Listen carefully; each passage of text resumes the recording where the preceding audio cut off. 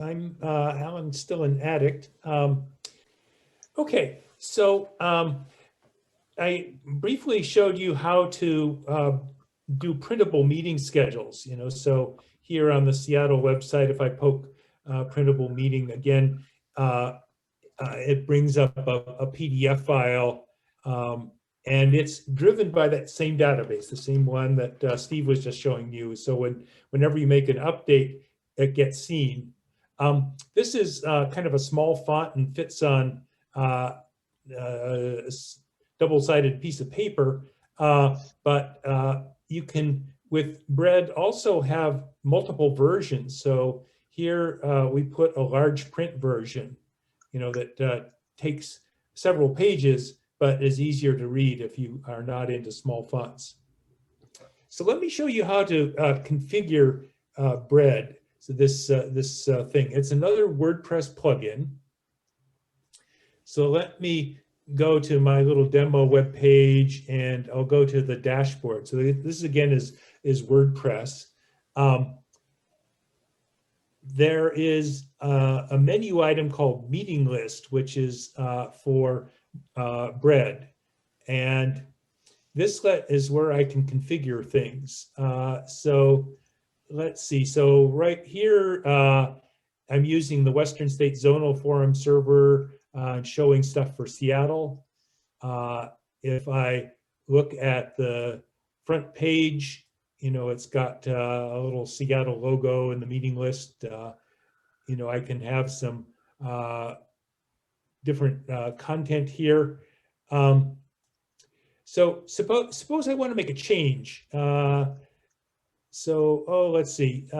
Suppose that my helpline number changed. If I do 5. So I can just poke change, save changes.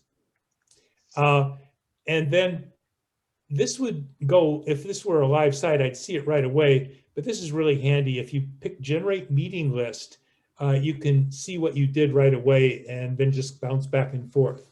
So that makes it much easier to figure out if did I do something wrong. And there I got my new phone number. Or as another example here, suppose I want to do a meeting list for a new area. So let's do that. So we'll go to our server page, and instead we'll pick the American River area in Northern California. Save that. Generate a meeting list again. And now, here's for American River area. We got Biscuits and Gravy Group in Sacramento and so forth. So as you can see, you can pretty quickly bring up a BMLT Bread meeting list for a new area. And then there's lots of controls to change the font size and the layout and all that. And the thing to do is you just bounce back and forth here, make some changes, generate a list, see if it looks like what you want. As another example, if I've got a much bigger region, I could, make a quad fold version, or I could print it on legal size paper. I can do all that kind of experimentation. Or let's see here on the meeting list, this little template shows the stuff that is printed for each meeting, in the time, the group name, bus lines, and so forth, virtual meeting information. Let me show you one other thing I could add. I could actually add a QR code for virtual meeting link. Oops, let's see, I don't want to put it there though. So let me put that over here. So paste a QR code.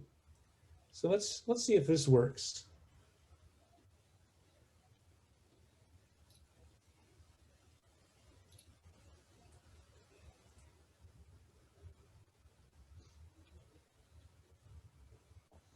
Okay, and so now you can have a meeting list with QR codes that you could scan.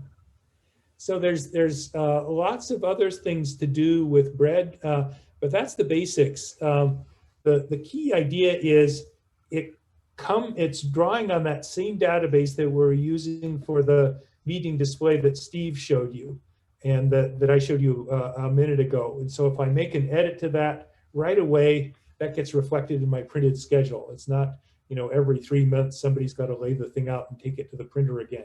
You can get a new one anytime there's a change, which is pretty important these days with meetings opening and closing all the time. So that's it for bread. Thanks.